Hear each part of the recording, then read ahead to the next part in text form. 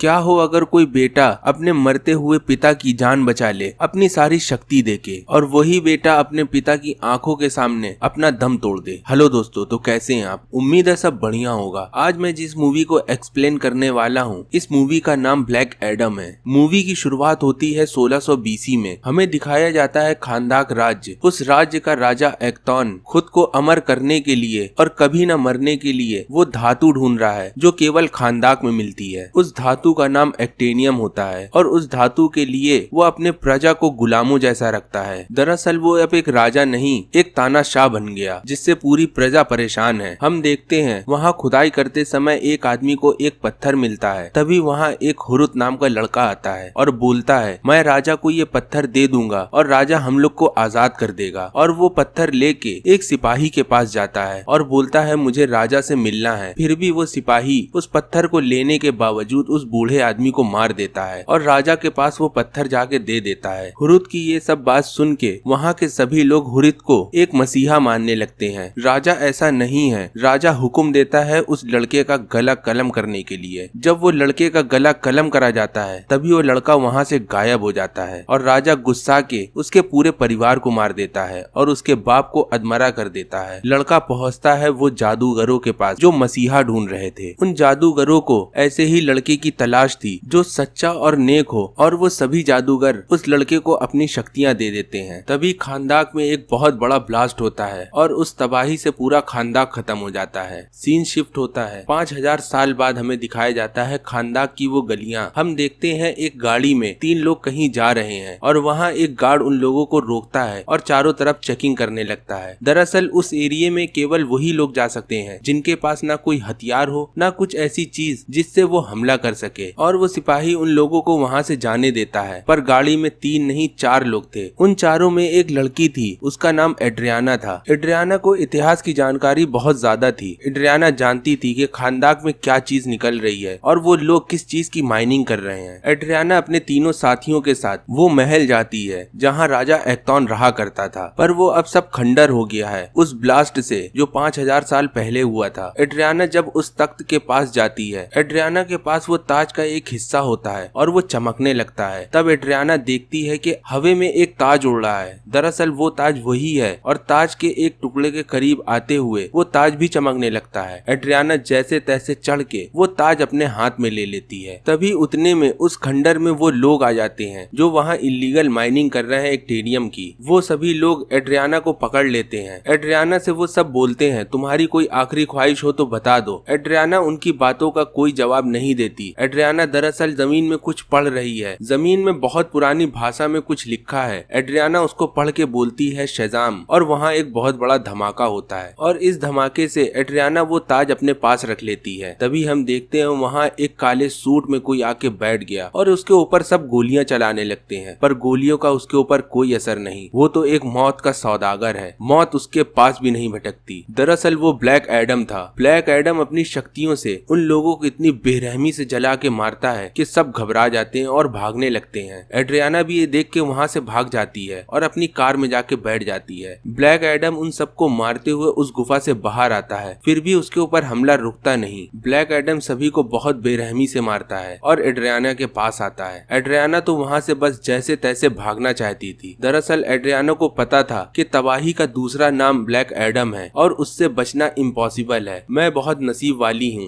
Black Adam वहाँ बहुत तबाही कर रहा था और ये तबाही JSA मतलब जस्टिस सोसाइटी ऑफ अमेरिका अपने छुपी हुई सैटेलाइट से सब देख रही थी और ब्लैक हॉक से बोलती है, क्या तुम इस बारे में कुछ कर सकते हो? क्या तुम्हारी टीम कोई है जो इस चीज को रोक सके? ब्लैक हॉक बोलता है, हाँ मेरे पास एक टीम है। हम देखते हैं साइक्लॉप को जो तूफान बना लेती है। दूसरा मेंबर एटम स्मैशर होता है और तीसरा डॉक्टर फेथ होते हैं जो आने वाले भविष्य को भी प्रेडिक्ट कर सकते हैं और इंटर डायमेंशन की भी शक्ति होती है। ये सभी एक क्राफ्ट से निकल के खानदाक पहुंचते हैं। यहाँ इस मूवी में सबसे गजब की फाइट होती है। वो चारों ब्लैक एडम को रोकने की कोशिश करते हैं पर ब्लैक एडम उनसे बहुत ज्यादा ताकतवर है। ब्लैक एडम उनसे रोके नहीं रुकता। डॉक्टर फेथ ब्लैक एडम को अपने क्लोनों के साथ पकड़ लेते हैं। तभी ब्लैक एडम उनको धक्का दे के दूर फेंक देता है। डॉक्टर फेथ एड्रियाना के पास जाके गिरता है। डॉक्टर फेथ का हाथ एड्रियाना के बैग में लगता है। डॉक्टर फेथ को ये पता चल जाता है वो ताज जिससे सैबैक को इस धरती में लाया जा सकता है वो एड्रियाना के पास है। साथ ही मैं आपको ये बताता चलूं, ब्लैक एडम अच्छाई की शक्ति का देवता है और दूसरी तरफ शैबैक बुराई की शक्ति का देवता है, जिसका ये ताज है। और इस लड़ाई के बीच एड्रियाना के बेटे को इस्माइल किडनैप कर लेता है। Justice society